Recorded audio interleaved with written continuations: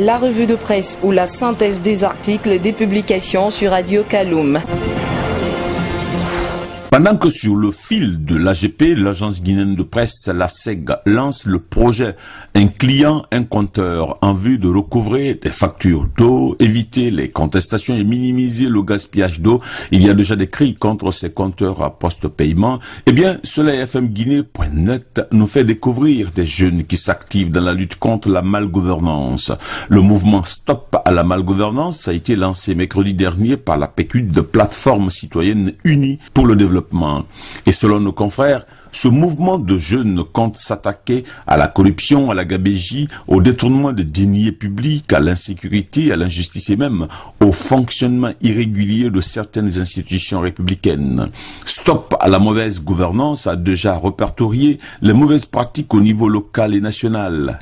Et avec l'agence guinéenne de presse, l'AGP, la PQD lance le mouvement Stop à la mauvaise gouvernance.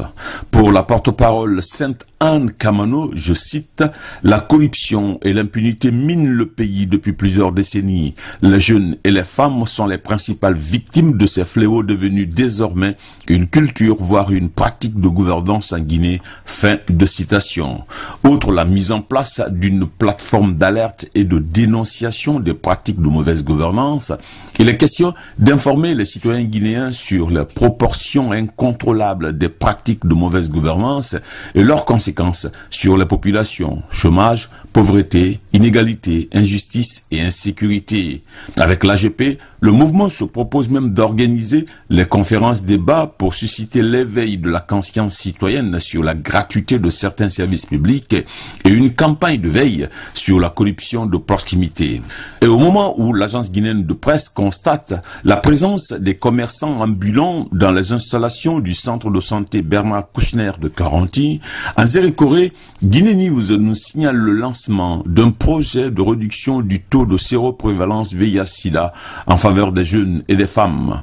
Selon l'enquête démographique 2005, la région de Zérékoré est au 3e rang national avec un taux de séroprévalence en VIH-Sida de 1,7% contre 2,5% de taux national. Plus de 9000 personnes vivent avec le VIH-Sida dans la région forestière. Parmi elles, seulement 1705 personnes, femmes et enfants de 0 à 14 ans, sont suivies par le programme.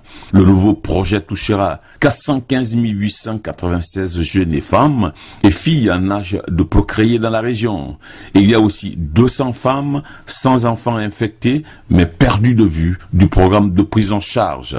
Et sur le fil de Guinée News, le projet cible également 60 000 femmes et jeunes et 300 autres personnes vivant avec le VIH-Sida et perdues de vue dans la zone forestière.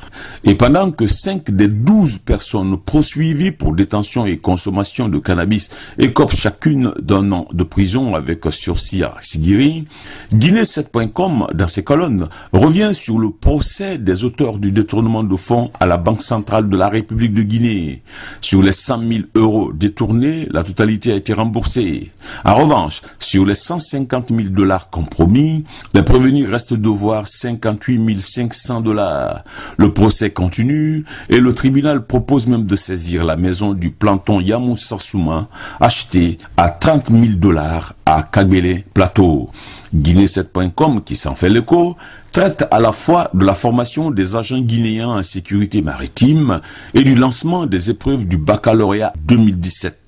C'est une journée d'anxiété, dit le ministre Ibrahima Khalil Kabar. Officiellement, 95 196 candidats, dont 34 508 filles, affrontent les épreuves du baccalauréat 2017 en Guinée.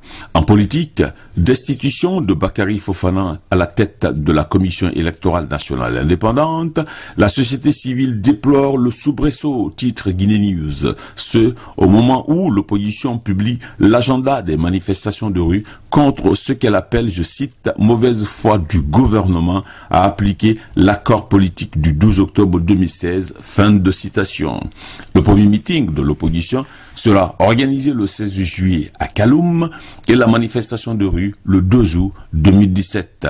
La réunion du siège de l'Union des forces démocratiques de Guinée de Selou a été marquée par l'absence d'Aboubacar Silla de l'Union des forces du changement, de Mouktar Diallo des nouvelles forces démocratiques et de Jean-Marc Teliano du RDIG, désormais membre d'une alliance politique et électorale dénommée FAD, Front pour l'alternance démocratique.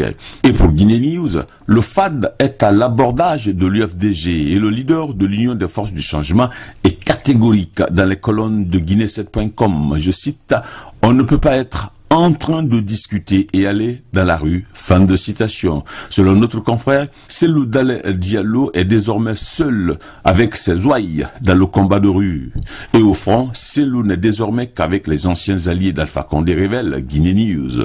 Alors qu'avec Soleil FM Guinée.net, l'honorable Aïssata Dafé se réjouit d'un partage égal du gâteau des candidatures aux élections guinéennes, eh bien, Guinée News et l'AGP clôturent la revue de la presse par la fin de la session des lois de l'Assemblée nationale. Sur 63 textes reçus, 37 ont été examinés et adoptés, écrit l'AGP.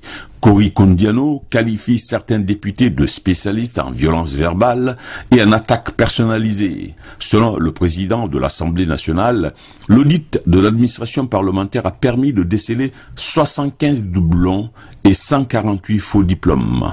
Mais pourquoi les détails du règlement intérieur de l'Assemblée nationale sont-ils gardés au secret, s'interroge Guinée News. C'était la revue des publications aux presses hebdo sur Radio Kaloum.